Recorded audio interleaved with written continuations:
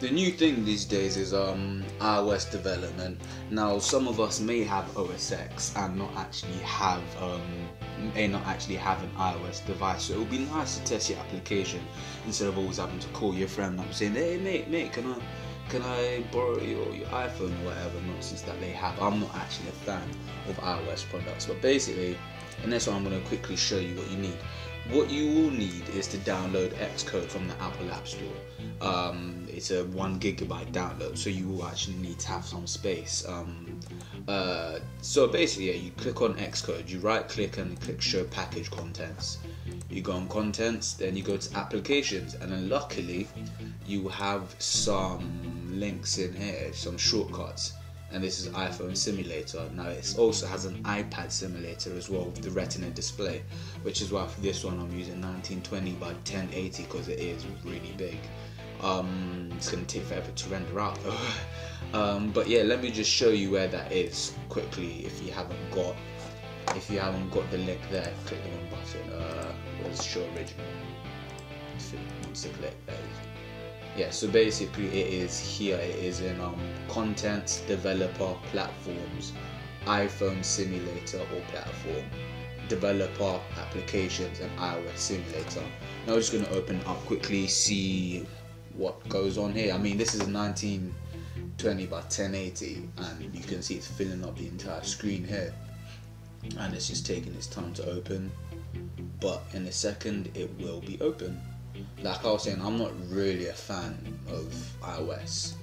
I mean, it's just, you know, I don't like having to sync iTunes just to have my music on my phone.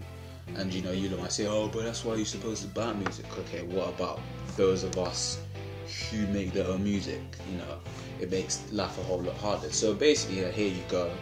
You've got a fully functioning iPhone 4S. Now here, you go to hardware, you click device, and then you can choose which iOS device that you want.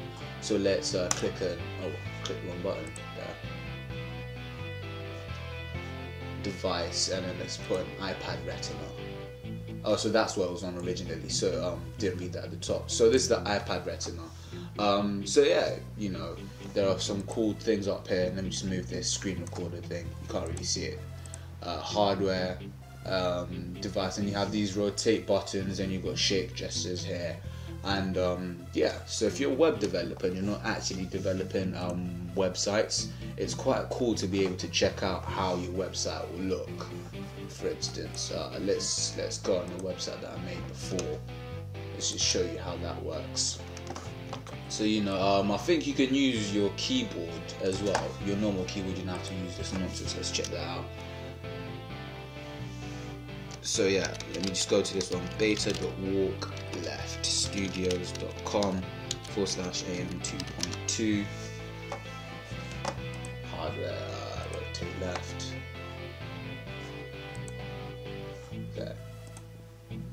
So you know, as a developer, I know this is how the site will look on an iPad.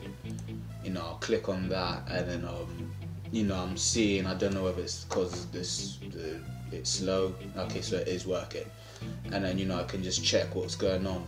So obviously I'm using a screen recorder and things aren't going to be working optimally, but yeah, this is just basically an iOS simulator. I can see this is how my son will look on an iOS phone, iPad, but yeah, I'm just rambling now. I may as well just end this tutorial. You know, as usual, thanks very much for watching. It's just been a quick tutorial.